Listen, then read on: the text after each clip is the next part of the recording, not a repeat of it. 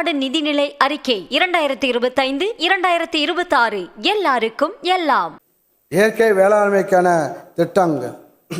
இயற்கை வேளாண்மையில் ரசாயன கலப்பு இல்லாத சுற்றுச்சூழலுக்கு உகந்த வயல்களில் கிடைக்கக்கூடிய வளங்களான பயிர்கள், கால்நடைகள் மற்றும் மரங்கள் ஆகியவற்றின் கழிவுகளை மறுசுழற்சி செய்து ஒருங்கிணைந்து விவசாயம் மேற்கொள்ளப்படுகிறது. இயற்கை வேளாண்மையை பரவலாக்கம் செய்திடும் விதமாக பல்வேறு செயல்பாடுகள் தமிழ்நாட்டின் 37 மாவட்டங்களில் மொத்தம் ரூபாய் 12 கோடி நிதி ஒதுக்கீட்டில் மேற்கொள்ளப்படும்.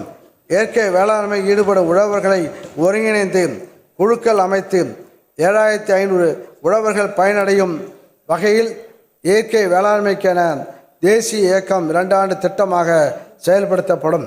இயற்கை மற்றும் உயிர்ம வேளாண்மை துறையில் சாகுபடி செய்யப்பட்ட வேளாண் விளைபொருட்கள் எளிதில் நுகர்வோருக்கு கிடைக்க செய்யும் வகையில் தமிழ்நாட்டில் இயற்கை வேளாண் பொருட்களை பூமாலை வணிக வளாகம் உள்ளிட்ட அரசு கட்டடங்களில் சந்தைப்படுத்த உரிய வசதிகள் செய்து தரப்படும்.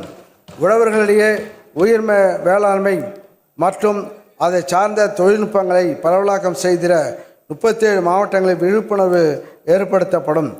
தமிழ்நாட்டில் உள்ள மேல்நிலை பள்ளிகள் மற்றும் கல்லூரிகளை சார்ந்த 38,600 மாணவர்கள் உயிர்ம வேளாண் பண்ணைகளுக்கு கண்டுணர் சுற்றுலா அழைத்து செல்லப்பட்டு விழிப்புணர்வு ஏற்படுத்தப்படும்.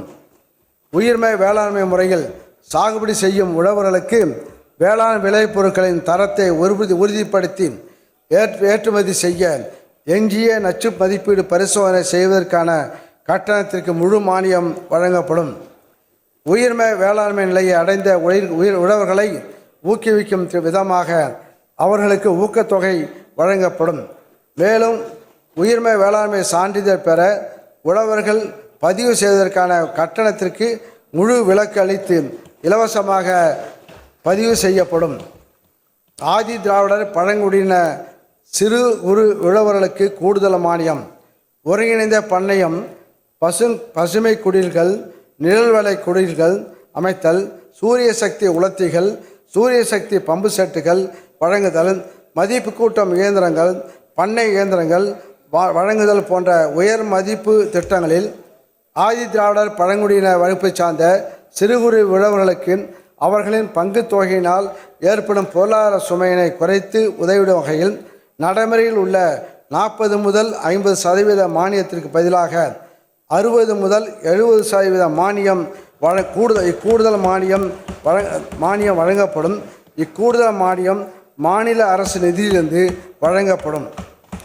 இதற்காக 2025-26 ஆண்டில் ரூபாய் 21 கோடி மாநில அரசு நிதி ஒதுக்கீடு செய்யப்படும். தமிழ்நாடு நிதிநிலை அறிக்கை 2025-2026 எல்லாருக்கும் எல்லாம்.